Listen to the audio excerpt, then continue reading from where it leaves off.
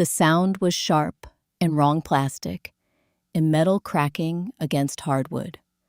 For a split second, no one moved. Then my sister laughed. Vanessa's red stiletto heel was still planted firmly on the small silver robot my son had just unwrapped. She didn't even look down at it. She looked at Ethan. "Oh, honey," she said, lightly, pressing harder until something inside the toy snapped. "You shouldn't leave things in the middle of the floor." The room filled with laughter. My mother, Margaret Bennett, sitting stiffly on her cream-colored sofa, let out a soft chuckle as if this were an adorable accident. My brother-in-law, Ryan, leaned against the fireplace mantel, shaking his head with a smirk. "He needs to learn his place," he added, "especially with a real baby coming."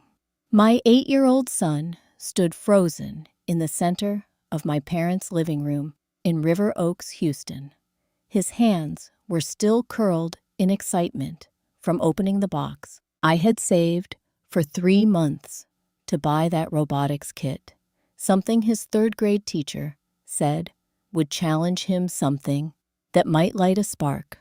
Now, it lay in pieces beneath my sister's designer shoe. "Mom," Ethan whispered, his voice already breaking. I couldn't move. "I'm Claire Bennett, 33 years old, a pediatric nurse at Memorial Hermann, and I've seen children with broken bones and worse. But nothing prepares you for watching your own child learn what cruelty looks like." Vanessa shifted her weight deliberately, grinding the robot further into the floor. She was 36, 6 months pregnant, glowing in the way people glow when they've never been told no. The golden child. Always had been. "It's just a toy," my mother said, waving her hand dismissively. "And Ethan needs to understand that things are about to change around here." Around here, as if my son were a guest in a house his grandfather had built with his own hands. I felt Ethan's small fingers clutch the side of my sweater. I was about to kneel down to say something, I don't even know what, when I heard the scrape of a chair. My father stood.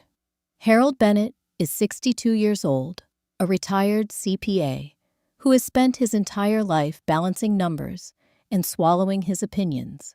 For as long as I can remember, he kept his head down whenever my mother decided someone needed correcting.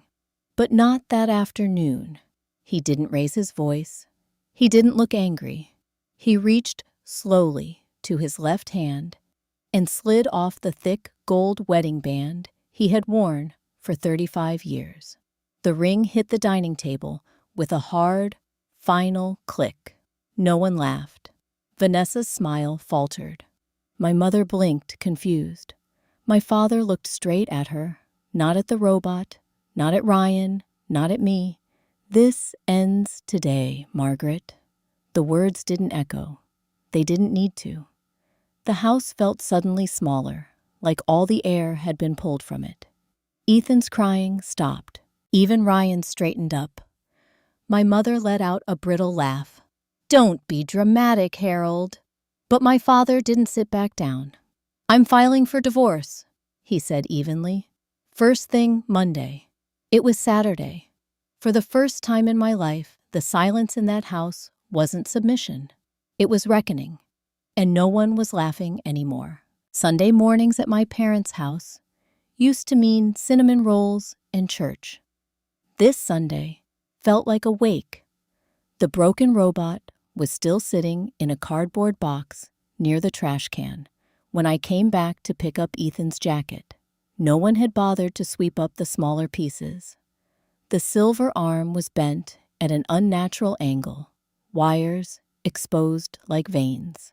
Margaret stood at the kitchen island, perfectly composed, as if nothing had shifted the afternoon before. She was slicing strawberries for Vanessa, who had stayed the night despite the tension. My sister sat at the table with one hand resting on her growing belly, scrolling through baby registry updates on her phone. Ryan was gone. He had driven back to Dallas early, claiming he had investor calls. Harold wasn't in the kitchen. "He's in the study," my mother said, without looking at me. Still being dramatic. 35 years of marriage reduced to an inconvenience. Vanessa glanced up and gave me a tight smile. "You know Dad won't actually file. He's upset. He'll cool off." She said it with the confidence of someone who had never been wrong in this house. Growing up, there had always been an invisible line dividing us. Vanessa was the one with the pageant trophies in the glass cabinet. The one whose college tuition was fully paid without question. When she switched majors twice, at UT Austin, it was finding her path. When I worked double shifts in nursing school to cover my own books, it was learning responsibility. I don't remember a time when the rules were the same for both of us. Margaret finally set the knife down. "Claire, you need to stop encouraging this. Your father is confused. He gets ideas in his head." Confused. The word landed heavier than she intended. My father is a retired CPA. Numbers were his language long before I ever learned mine. He balanced our household accounts down to the penny when I was a child.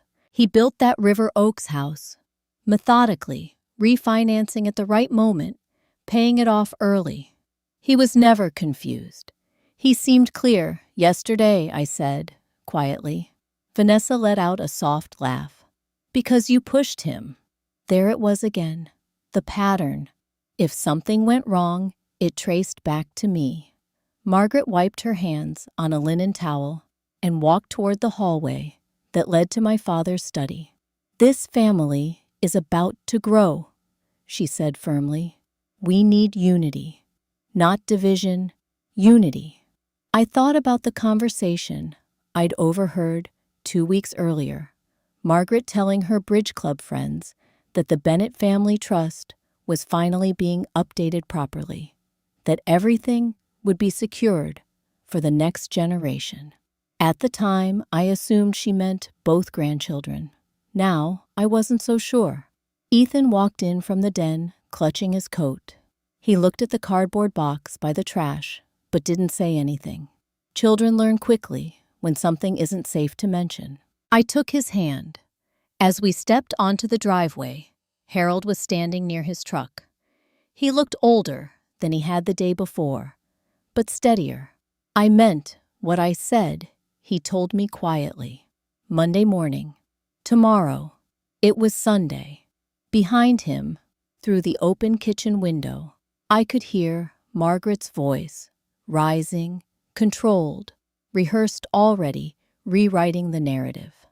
For the first time, I realized something wasn't just emotionally broken in our family. It might be written in ink somewhere. And ink, unlike feelings, doesn't fade on its own. Monday arrived, heavy and humid, the kind of Houston morning where the air feels thick before the sun is fully up. My father called me at 7:12 a.m. "I need you to come by after your shift," Harold said. His voice was steady, but there was something under it. Not panic, not anger. Calculation. Banks were open. Offices were open. Life, apparently, was still moving forward. When I pulled into my parents' driveway that evening, the house looked exactly the same. The manicured hedges, the polished brass door handle, the illusion of stability. Harold was waiting in his study. The room had always smelled faintly of paper and old coffee. His CPA certificates were framed neatly behind his desk, a navy binder. The family trust Margaret had been so proud of sat stacked on one side untouched. But it wasn't the binder he pointed to. It was a spread of printed bank statements laid carefully across the mahogany desk. "I logged into our retirement account this morning," he said. Something didn't reconcile. Reconcile. That was his word for everything. I stepped closer. There, 3 pages down, was a transfer, $180,000, wired out 2 weeks ago. The recipient, Cole Urban Developments, LLC, Ryan's company. My stomach tightened. That's the Austin project, I said quietly. I had heard him talk about it at dinner. Luxury, mid-rise condos near Lady Bird Lake.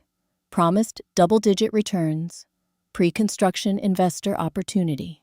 Harold nodded once. Your mother told me we were moving a small portion into a short-term real estate note. She said Ryan needed temporary liquidity before closing with private equity. Small portion. I flipped to the previous quarter. There were 2 more transfers. Smaller, but significant. 25,000. 40,000. All labeled as investment allocation. Did you authorize this? I asked. He hesitated. I signed a general consent last year, he admitted. Margaret said it was for flexibility. I trusted her judgment. Trust. That word felt more fragile than the robot Ethan had unwrapped. Dad, I said carefully, did you review the actual project documents? I reviewed what Ryan emailed me, he replied. Executive summaries, renderings, projected returns. Renderings aren't permits. As a nurse, I'm not trained in finance. But I understand risk. And I understand when something looks too smooth. Has the building broken ground? I asked. Harold looked at me, and for the first time since Saturday, there was doubt in his eyes. I don't believe so. The room went quiet.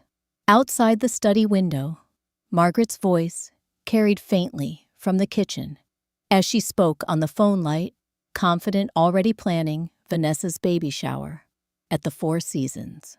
Legacy. That word again. I'm not accusing anyone, Harold said finally.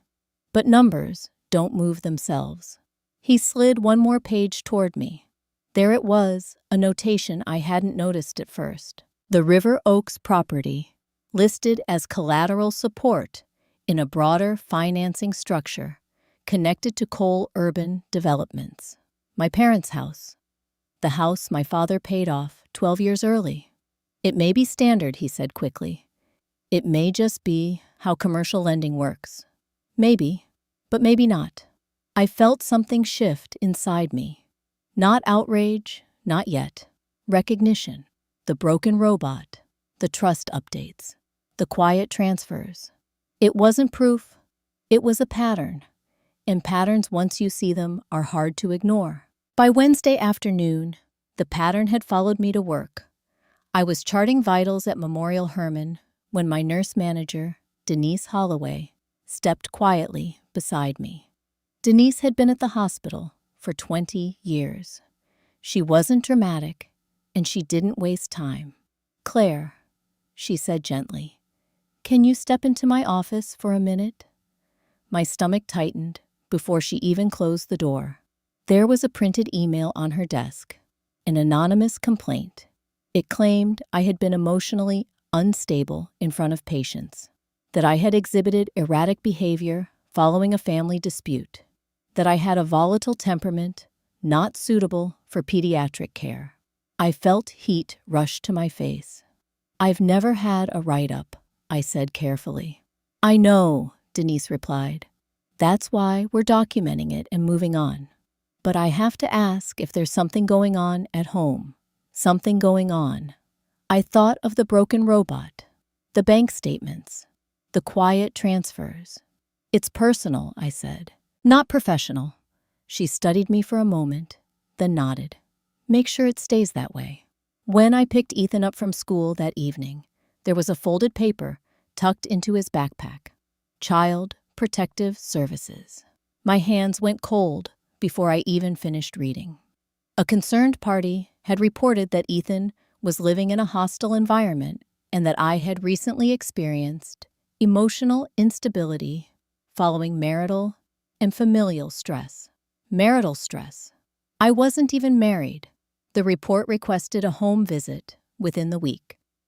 I sat in my car in the elementary school parking lot, the engine still running, and read it again. Concerned party. There are only so many people who would describe my life that way. When we got home, I made dinner like nothing had changed. Spaghetti, garlic bread. Routine is a form of protection. After Ethan went to bed, I opened my laptop. Vanessa had posted that afternoon a photo from her baby registry appointment, a caption about protecting our growing family from toxic influences. Dozens of comments, prayers, sympathy. A few carefully placed lines about jealousy being a powerful disease. She never used my name. She didn't have to. I took screenshots, saved them in a new folder. Then my phone buzzed. It was my mother. I heard CPS may be stopping by. Margaret said calmly, as if discussing the weather. Someone is worried about Ethan. Who? I asked. There are people who care about children, she replied, especially when their mothers are under pressure. Under pressure? You should consider stepping back, she added, from your father's financial concerns. This family does not need more division. There it was. Not an accusation. A warning.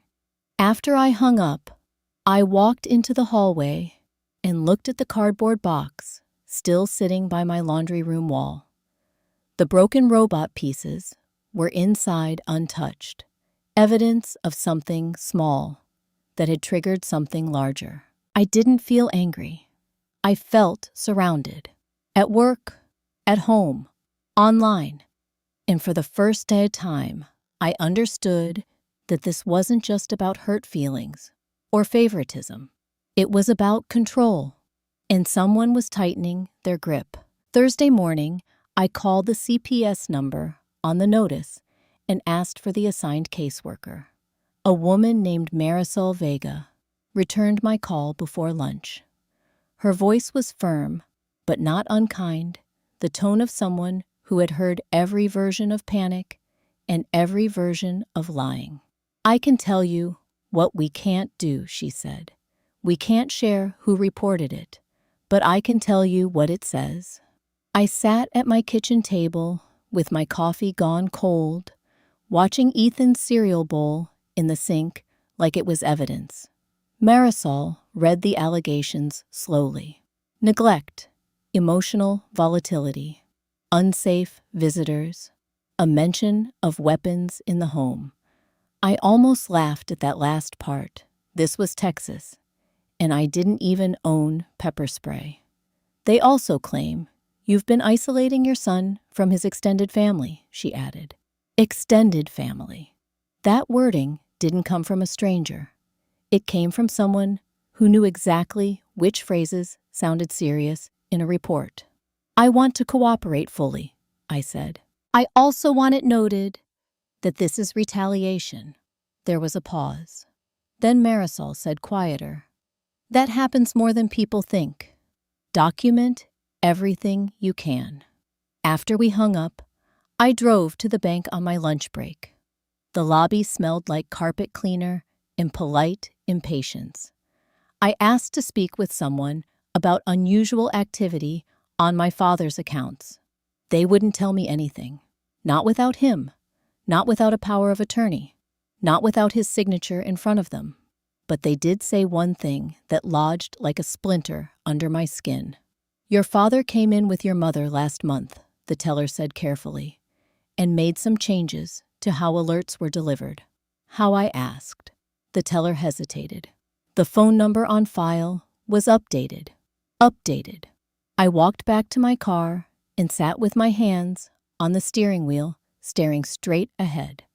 Of course it was updated. Of course the fraud alerts wouldn't reach him if someone else controlled the phone. That evening, I went to see my dad. He lived 10 minutes from me, in a quiet subdivision outside Sugar Land, the kind of neighborhood with trimmed hedges and wind chimes on every porch. He answered the door in socks, holding his reading glasses in one hand. Hey, Peanut, he said, automatically. An old nickname from when I was little. He tried to smile, but it didn't reach his eyes. Inside the house felt smaller than I remembered. Not physically, emotionally, like the air had been trained to stay calm. My mother's voice drifted from the kitchen. "She's here," Margaret called, like I was a delivery. Then Vanessa appeared behind her, one hand resting on her belly, the other holding a phone like it was part of her body. She wore a soft sweater and an expression that said concern, not guilt. I kept my voice even. "Dad, I need to talk to you alone." Margaret's mouth tightened. "Anything you need to say, you can say here." My father's gaze flicked to his left hand. The wedding ring was there, but the way he held it, like it weighed more than gold, made my chest hurt. I realized something in that moment. They weren't just trying to punish me. They were trying to train me to back down, to be quiet, to accept that protecting my son came with consequences. I looked at my father again. He didn't speak. He didn't correct my mother. He didn't ask Vanessa to leave. He just stood there, caught between peace and truth, the way he'd stood my whole life. And that was the exact second my silence ended. Not with a scream, with a decision. If they wanted to turn my reputation into a weapon, I would stop pretending this was family drama. I would treat it like what it was, a coordinated attack. And I would build my case the way I built every case at the hospital, one documented fact at a time. Saturday evening arrived polished and expensive. The ballroom at the Four Seasons in downtown Houston glowed in soft gold light. White roses lined the entry tables. A tall acrylic sign near the door read, "Celebrating our legacy." Baby Cole, legacy. Vanessa stood near the center of the room in a pale blue maternity dress, one hand curved beneath her stomach, accepting congratulations like offerings. Ryan moved from cluster to cluster of guests, shaking hands with men in tailored suits, speaking in confident tones about Phase 2 funding and exclusive investor positioning. Margaret floated beside them, radiant. She introduced Vanessa as the future of the Bennett family. Ethan stood next to me in a small navy blazer, holding my hand tighter than usual. I had almost not come, but I wasn't there for cake. Earlier that week, I had filed a formal inquiry with the Texas Real Estate Commission regarding Cole Urban Developments and the Austin property. I hadn't accused anyone of fraud. I had asked for verification permits, zoning approvals, recorded filings, public information, facts. I watched Ryan speak to a gray-haired couple near the dessert table, pointing at architectural renderings displayed on an easel. Renderings that looked strikingly similar to the PDF summaries my father had shown me. "Pre-construction pricing won't last," Ryan was saying. "We've already secured significant backing." My father stood near the back of the room, hands clasped in front of him. His wedding ring was back on his finger, but it caught the light differently tonight. Not pride. Weight. Vanessa's eyes found mine across the room. She smiled. It wasn't warm. Margaret approached me with a champagne flute in her hand. "I am glad you decided to support your sister," she said softly. "Despite everything." "I'm always supportive of transparency," I replied. Her smile tightened almost imperceptibly. "Ryan works very hard," she continued. "We don't need rumors complicating things." "Rumors." I nodded once. "Neither do regulators." Her hand stilled around the stem of the glass. Across the room, Ryan's phone buzzed. I didn't know what it said. I didn't need to. I saw the shift in his posture first, just a fraction. The confident lean straightened, his jaw set. He stepped away from the couple he'd been courting and checked the screen again. Vanessa noticed. "What is it?" she mouthed. He shook his head quickly, forcing a smile, then walked toward the hallway near the restrooms. A few minutes later, he returned. The smile was still there, but thinner now. Margaret's phone buzzed next. She glanced at the screen and frowned. "Excuse me," she murmured, stepping aside. The band continued playing soft jazz. Guests sipped wine. Conversations floated about market trends and nursery decor, but something in the air had shifted. I wasn't gloating.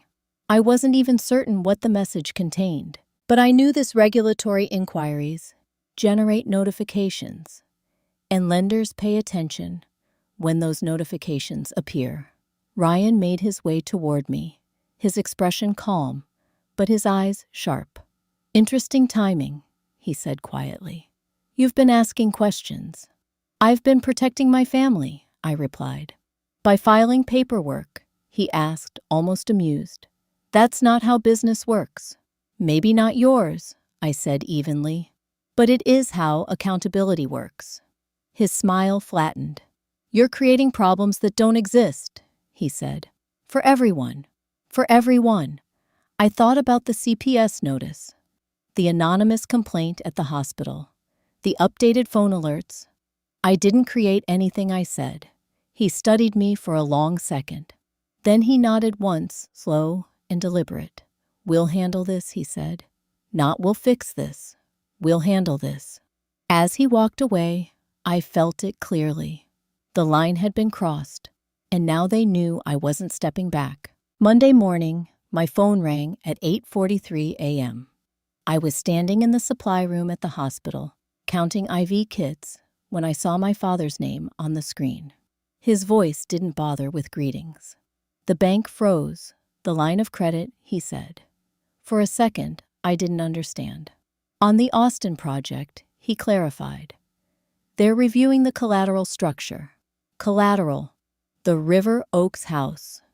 I stepped into the hallway, where the fluorescent lights buzzed overhead. "What did they say?" "They received a regulatory inquiry notice tied to coal urban developments," he replied. "They're pausing disbursements, pending verification of permits, and lien priority verification." It wasn't an accusation. It was worse. It was attention. "Did Mom know?" I asked. A long silence. "She knows now." By noon, Ryan had called my father twice. He left one voicemail. "This is procedural. Don't panic. We'll handle it." The same phrase he'd used at the baby shower. That afternoon, I drove to River Oaks after my shift. The house looked immaculate as always. Sprinklers running, lawn trimmed. Nothing visible had changed. Inside, everything had. Margaret was pacing in the foyer, her phone pressed tightly to her ear. "This is absurd," she was saying sharply. "My son-in-law has investors, real investors." Vanessa sat on the sofa, pale. She wasn't glowing anymore. She looked tired. Ryan stood near the window, jacket, off sleeves rolled up, speaking in low, controlled tones into his phone. "No, we're not insolvent," he was saying. "This is a temporary liquidity issue." Liquidity. I stood quietly near the entryway. Margaret noticed me first. "Are you happy now?" she demanded. I didn't answer. Ryan ended his call and turned toward us. His expression was composed, but the polish had thinned. "You escalated this," he said calmly. "And now, lenders are nervous." "I asked for public records to be verified," I replied. "If everything is clean, this resolves itself." "That's not how markets work," he said, sharper now. "Perception matters." Perception. He meant reputation. Margaret stepped closer to me. "You've jeopardized this house." The words landed heavier than I expected. I looked at my father. He was standing near the dining table where 2 days earlier his wedding ring had struck the wood. His shoulders were straight. "Jeopardized," he repeated quietly. "Or protected." Ryan's jaw tightened. "Mr. Bennett," he said carefully, "if the project stalls, the equity model shifts. That affects the leverage ratio tied to this property." I translated silently. "If the deal collapses, the house is exposed." Vanessa's voice broke in. "Ryan, just tell them it's fine." He didn't look at her. "It will be fine," he said. But he didn't sound certain. My father walked to the study, and returned with the Navy Trust binder in his hands. He placed it on the dining table. "I want a full accounting," he said evenly. "Every document, every signature." Margaret stared at him like she didn't recognize him. Ryan inhaled slowly. "That's unnecessary." "No," my father said. "It's overdue." The room went still. For the first time, the issue wasn't hidden in emails or phone calls. It was in the open, and the risk was real. As I stood there, I understood something I hadn't allowed myself to consider. If this went wrong, my father could lose the house he'd built, not because of me, but because of choices made in confidence and concealed in comfort. The line of credit was frozen. The lenders were watching, and now so was everyone else. By Thursday, the tone had changed. Not publicly, not yet, but inside the Bennett house, the air had shifted from outrage to calculation. Ryan's calls were no longer confident. They were clipped, controlled. I heard it when he stood in the hallway outside my father's study, speaking low into his phone about temporary compliance reviews and overextended liquidity exposure.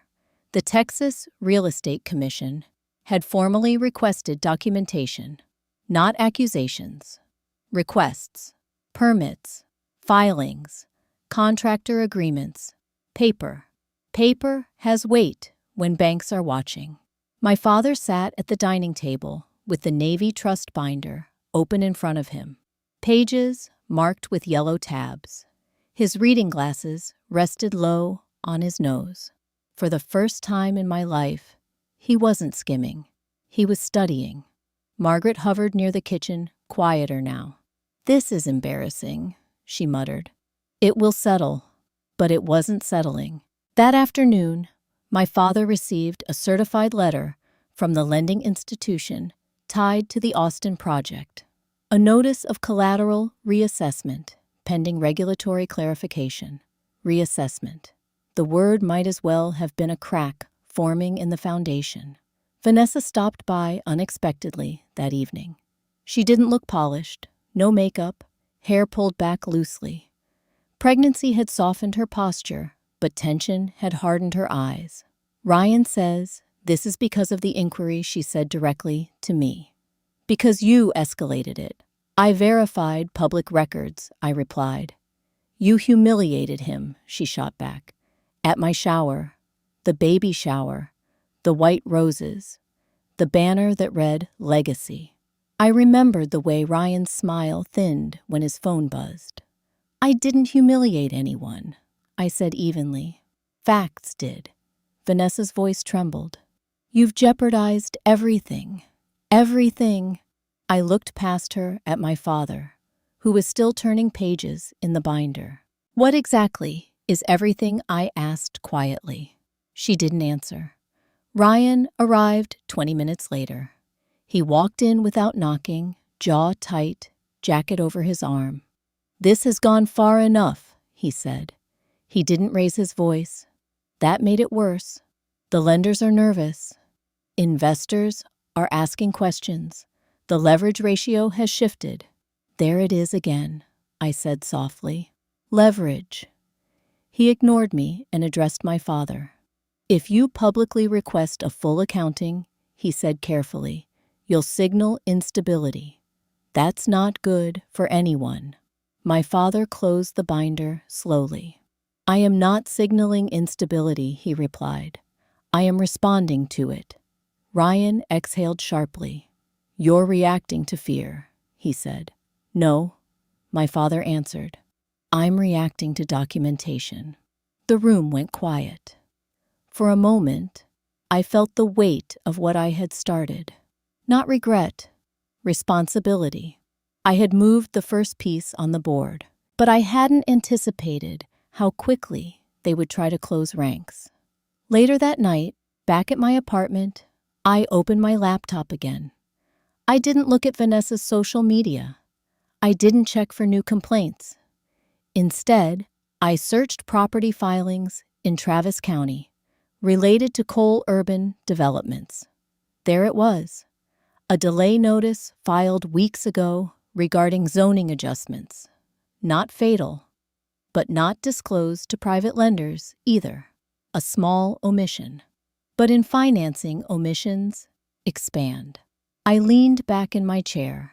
This wasn't about anger anymore. It was about structure. If they wanted to argue perception, I would focus on documentation.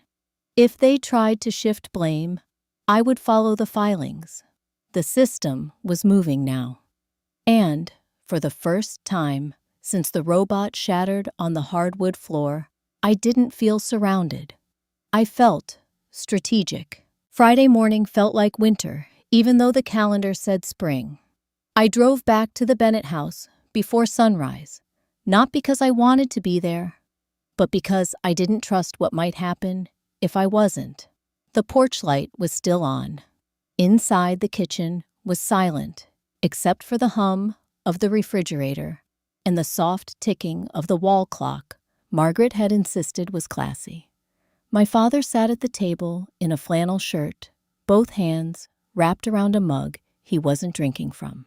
His eyes were open, but distant, like a man listening for a sound he'd been trained his whole life not to make.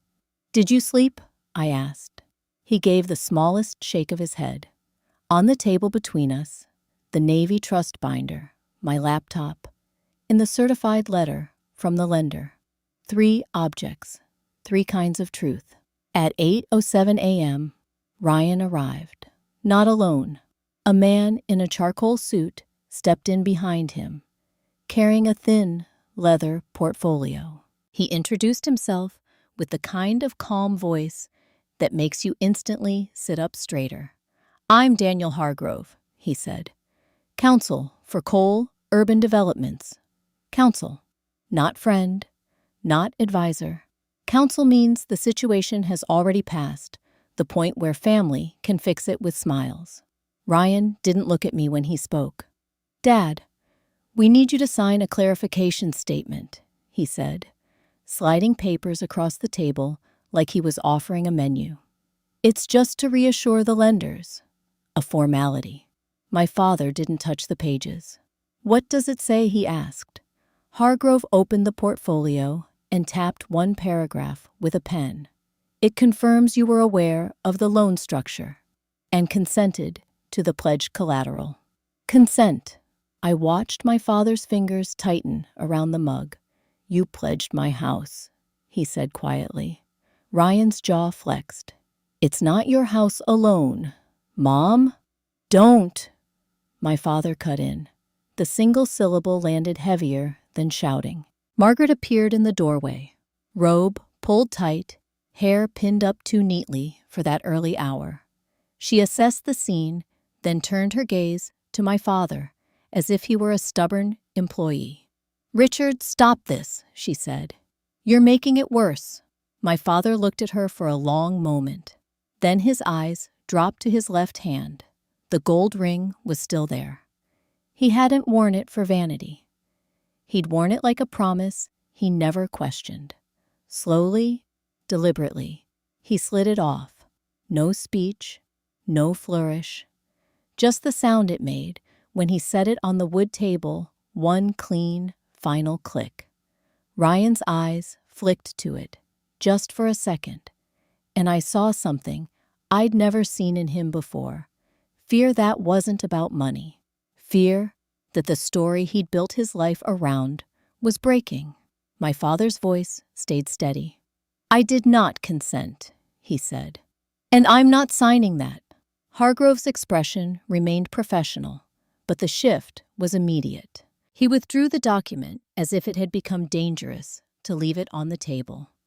Ryan leaned forward, anger sharpening his words. "You don't understand what you're doing. If you refuse, the lender calls the note. The project collapses." My father nodded once. "Then it collapses," he said. Margaret's face went tight with disbelief. "You'd destroy your own son." My father turned toward her, eyes clear now. "The destruction already happened," he replied. I'm just done pretending it didn't. At 9:12 a.m., my phone buzzed.